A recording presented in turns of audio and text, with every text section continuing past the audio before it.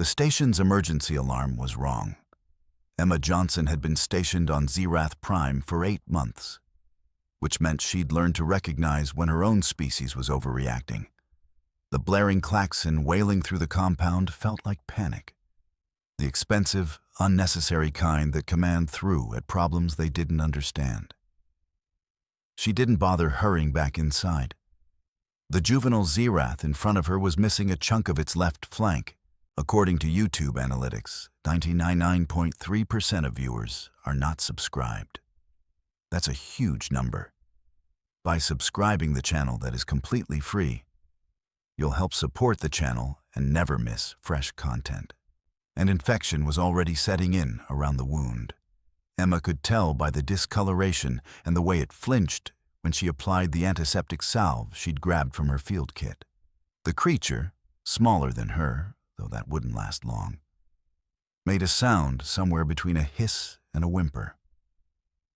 "I know it stings," Emma murmured, spreading the salve with careful efficiency. "But you're not getting sepsis on my watch." The cub nuzzled against her hand. That probably wasn't good xenobiology protocol either. But Emma had never been great with protocols. She'd become a biologist to understand life, not to file correct paperwork around it. That's when Kael'thas burst through the airlock like someone had finally lit the fuse under his professional composure. "Dr. Johnson, step away from the creature immediately. You're violating Directive 743. His mandibles clicked in sharp, agitated bursts. "The Zerath do not permit contact with foreign species without authorization from the pack mother herself." Emma didn't look up from the cub's wound. "It's hurt and hungry, so I gave it some of my lunch. Why are alarms going off?" "You did." Kael'thas made a sound that probably wasn't translatable into human phonetics. "Step away, now." That's when Vexia arrived, moving faster than Emma had ever seen the xenology specialist move. Her secondary eyes had dilated to near black, and her skin had shifted to that stressed shade of copper that meant things were genuinely bad. "You don't understand what you've done," Vexia said, and there was actual fear in her voice. "The Zerath don't accept charity. They interpret it as dominance displays or territorial claims. You just declared ownership over one of their juveniles." Emma finally looked up. "It's a sandwich, not a declaration of war. Among the Zerath, food sharing is covenant," Vexia continued, ignoring Emma's tone. "You've created a binding obligation. Command is receiving alerts. There's a pack converging on our position. Sensors indicate they're armed and moving at tactical speed." The cub pressed closer to Emma's leg, its breathing still labored from pain and something else. Fear, maybe, or recognition that this was the only safe thing it had found today. "Then they should get here soon," Emma said, turning back to the dressing. "Because this one needs real medical attention, and our veterinary equipment is going to be a lot better than whatever's out there." Kael'thas made another untranslatable sound. "This is a catastrophic protocol violation. The First Contact Treaty specifically prohibits interference with native species outside designated scientific observation zones." "It's outside the zone because it's injured," Emma pointed out. "I didn't interfere with it. It came to me. And I'm not letting an animal suffer when I have the means to help." "It's not an animal," Vexia said quietly. "It's a sentient being from a species that has killed every human diplomat they've encountered. They view compassion as weakness, and you just demonstrated complete vulnerability to their young." Behind them, the perimeter sensors chimed. Multiple contacts, converging from 3 different vectors. Emma could hear it in the background now, the digital language of threat assessment working its way up Command's chain of command. All the machinery of interstellar diplomacy grinding toward evacuation protocols, or, worse, defensive posture. Emma finished the bandage and stood up carefully, the cub pressing against her leg like she was the first safe thing it had ever found. She looked at Vexia. Then, I guess I'd better be ready to explain myself. The cub made that sound again, halfway between a hiss and a whimper, and Emma realized with sudden clarity that it sounded an awful lot like it was crying. She put her hand on its head anyway. "It'll be okay," she told it. "They're scared, but they'll understand." Behind her, Kyle Toss was receiving updates through his comm unit. His color was shifting through shades that suggested he was reconsidering his entire career. "The pack is 6 minutes out," he said, his voice remarkably hollow for someone trained in interstellar diplomacy. "They're not responding to hailing frequencies." Emma didn't move.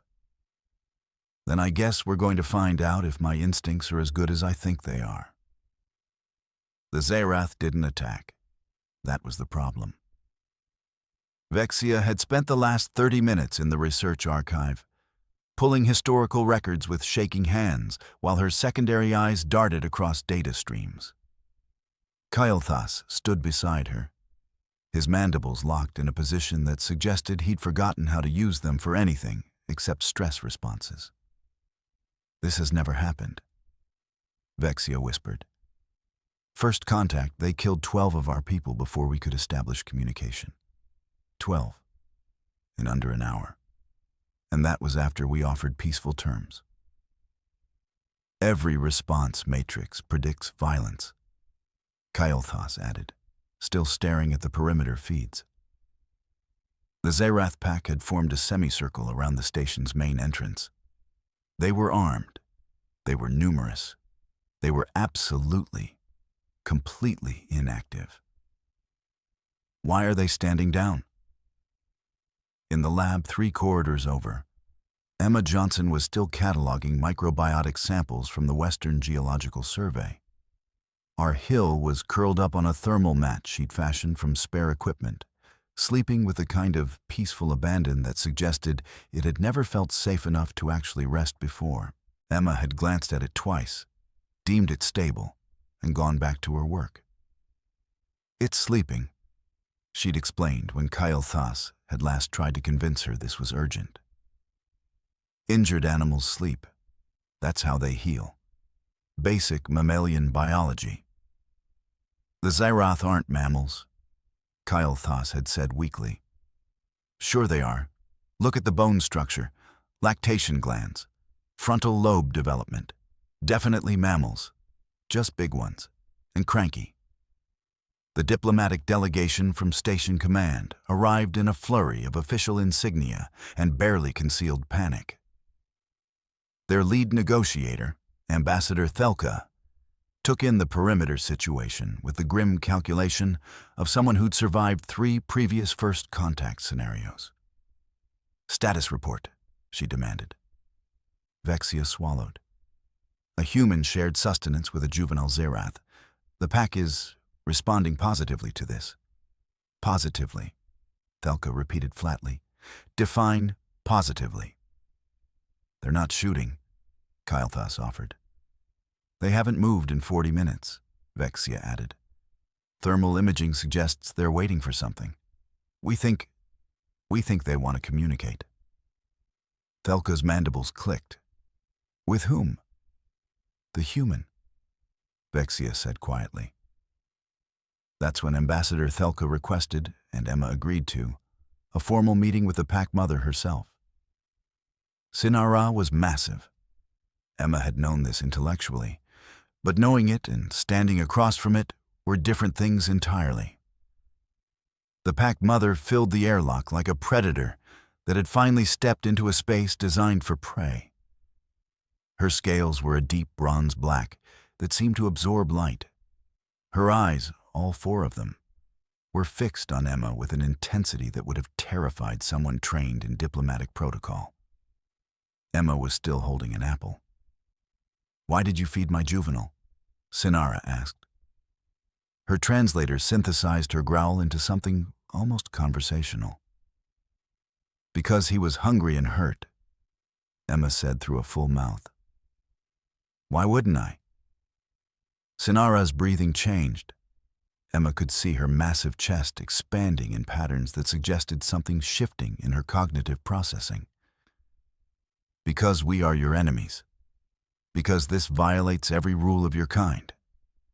Because our hill is a predator and you are prey. Listen, Emma said, taking another bite of apple. I'm a biologist. This is a kid, a hungry, hurt kid. The rest is just logistics. Logistics, Sinara repeated, and Emma couldn't tell if the translator was catching all the complexity of the sound or just approximating it. Yeah.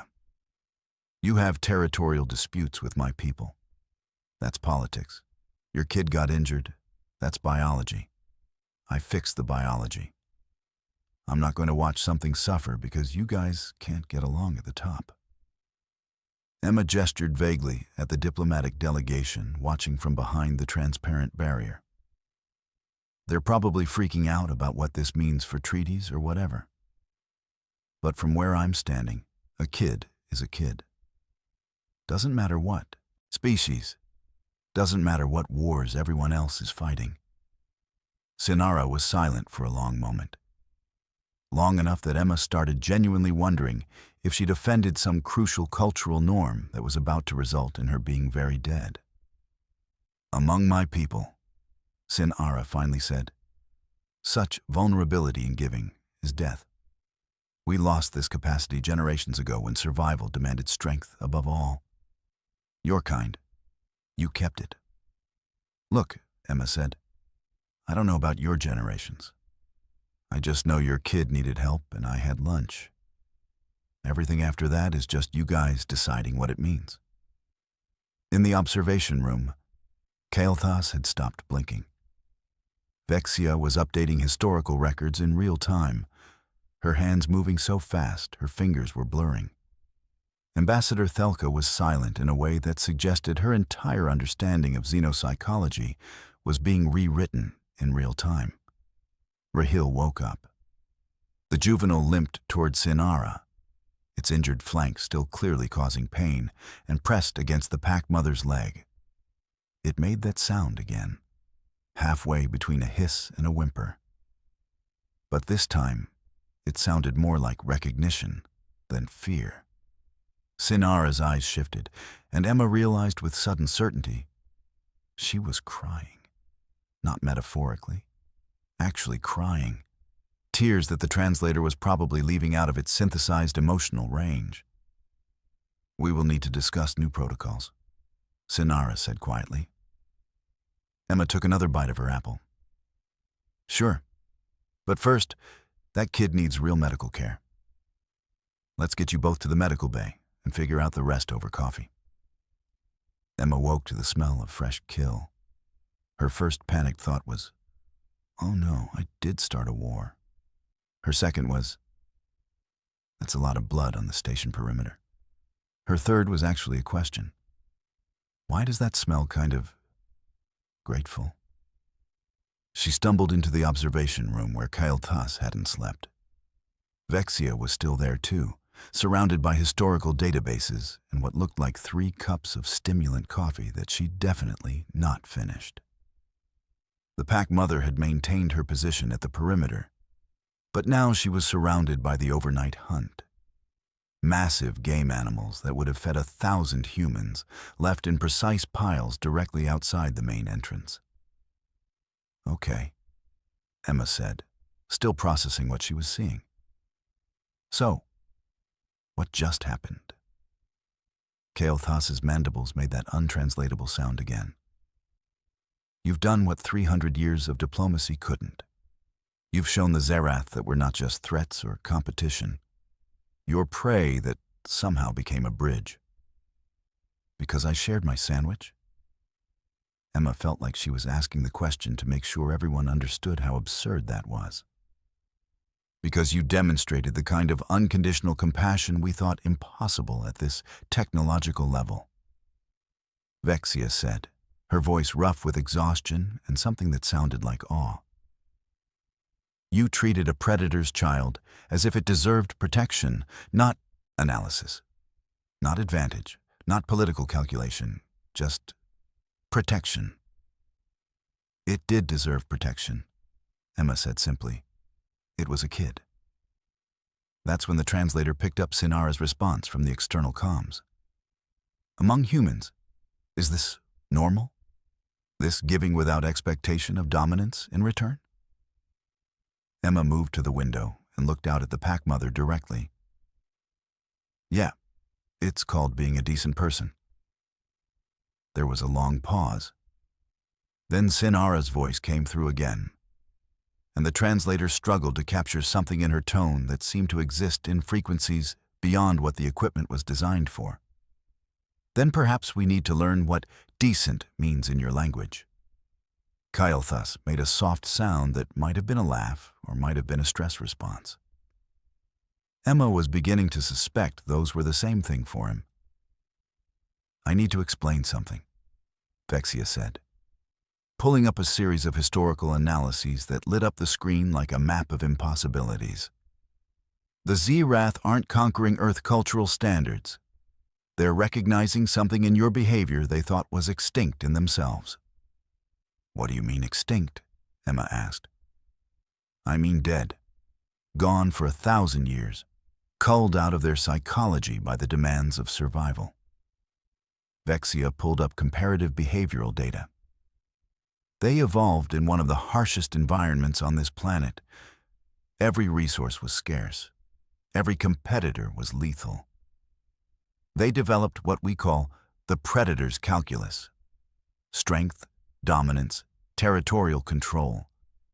They eliminated the capacity for compassion because compassion meant vulnerability, and vulnerability meant death. But I just gave a kid a sandwich, Emma protested. Exactly, Vexia said. You demonstrated a form of strength they'd forgotten existed. Strength that protects without dominating. Power that nurtures without conquering. By treating our hill with simple kindness, no hierarchy play, no territorial posturing, you activated something dormant in their collective psychology. You reminded them that they used to be capable of this, that they lost it, that it was worth losing for survival, but maybe not worth keeping lost. The station command updates were flooding in. Sinara had turned away other predator packs approaching from rival territories, had actually positioned her own warriors to protect the human station from territorial incursion. She'd done, in one night, what the diplomatic corps had failed to accomplish in 3 centuries. Create genuine peace. Not through strength, through recognition of a different kind of strength. There's more, Kael'thas said quietly. We're receiving incoming hails. 5 other Zerath packs. They're not coming for conflict. They're coming to observe this, to witness whatever happened here. They heard about a human helping a cub, Vexia said, updating her records in real time. They heard about the pack mother defending that human, and now they want to understand it. Rahil limped into the observation room, its bandaged flank healing well, and nuzzled against Emma's hand. The translator picked up something that might have been purring or might have been the sound of a predator that had learned a new kind of contentment. So, what do we do now? Emma asked, scratching behind Rahil's ears. Do we have protocols for this? No, Kael'thas said with absolute certainty. All our protocols just became obsolete.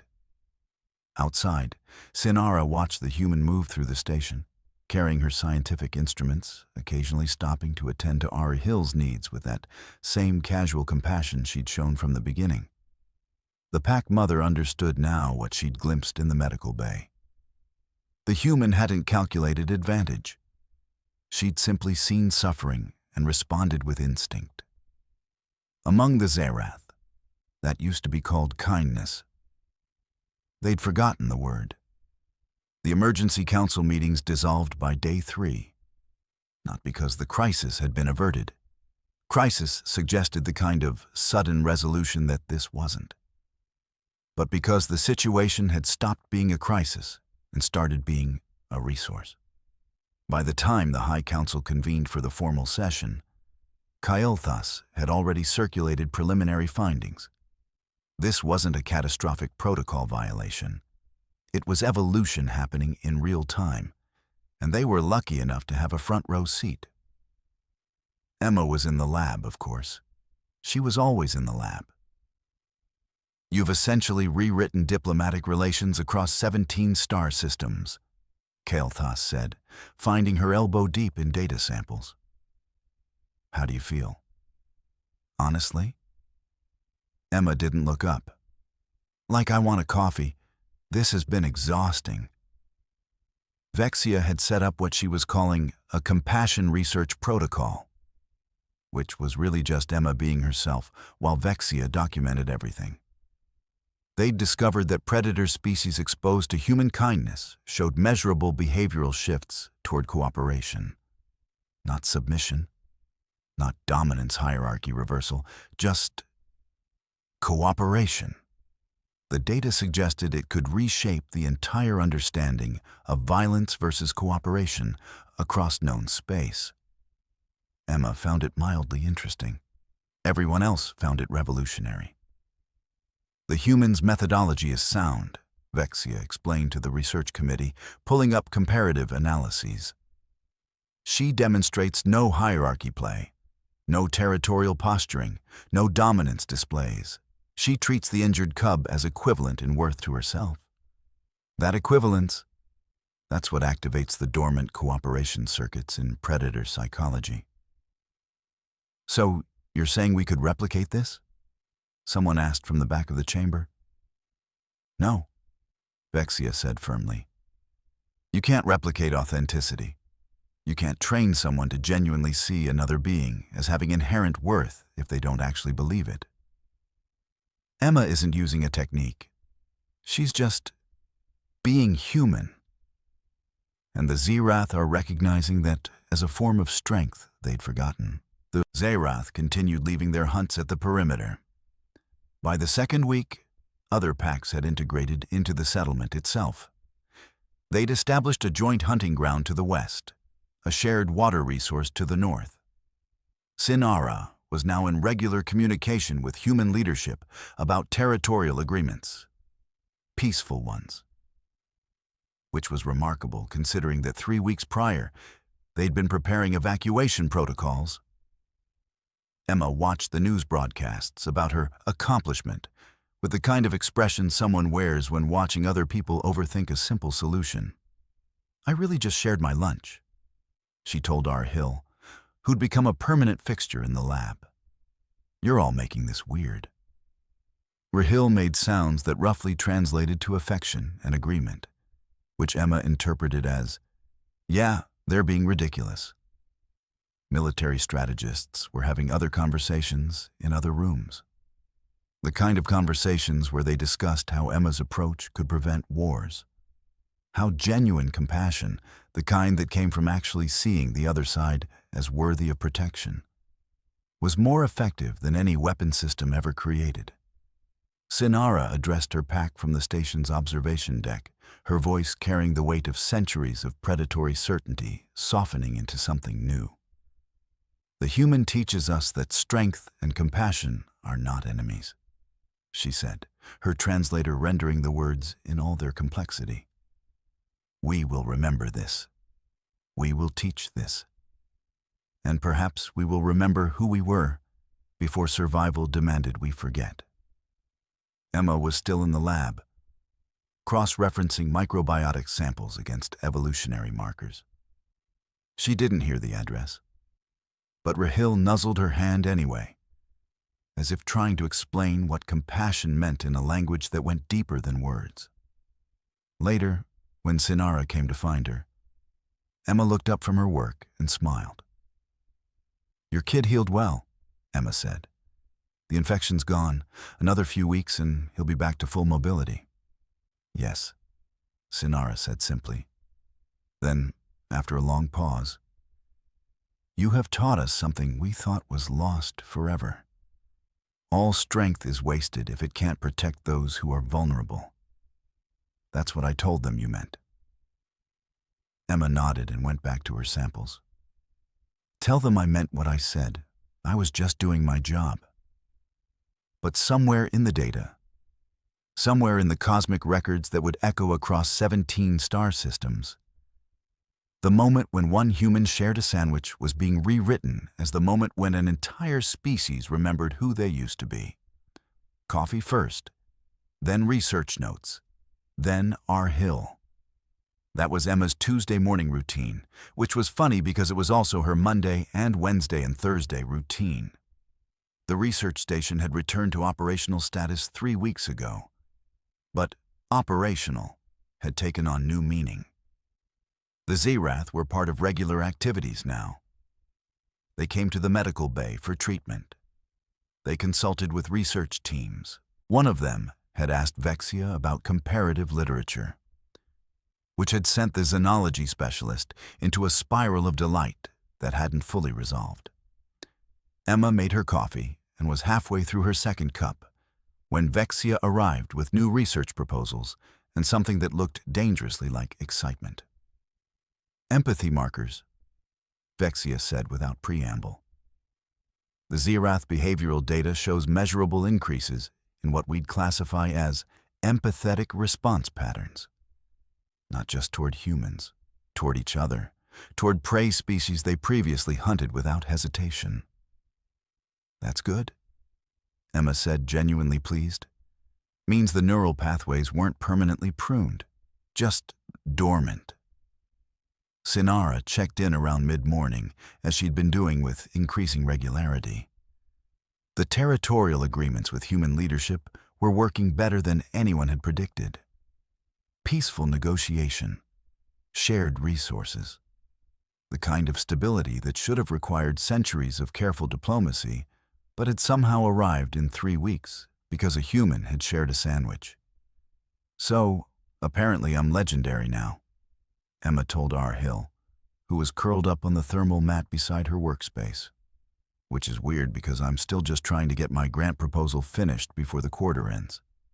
Rahil made that sound, halfway between a purr and a predator's rumble, that Emma had learned meant contentment. In a briefing room 3 sectors over, military strategists were discussing ramifications that would echo across 17 star systems. Diplomatic corps were implementing kindness assessments in all negotiations. Universities across human space were studying Emma's documented interactions, trying to extract methodology from something that resolutely refused to be methodological. The realization had settled in quietly. Humanity's capacity for unconditional compassion, the thing other species had deemed weakness, might be their greatest strength. A new colony transport arrived with fresh personnel, and Emma explained the situation to them with the casual acceptance of someone describing weather patterns. Yeah, the Zerath are cool once you realize they're not just apex predators, they're individuals. Our Hill likes this weird snack combo I make. Sinara wants to discuss philosophy. It's fine. Wasn't there some diplomatic crisis? Someone asked. Something like that, Emma said, already returning to her work. We sorted it with lunch. Honestly, bureaucracy's more annoying than alien predators ever were. Kael'thas received notification that 17 more species were requesting human advisors. He filed the report without particular surprise. The cosmos was watching to see if the Emma method would become the new way forward. Meanwhile, Emma was making another sandwich, the weird snack combo she'd perfected over 3 weeks. For our Hill, who'd gotten hopelessly addicted to human food combinations. That's when Sinara found her.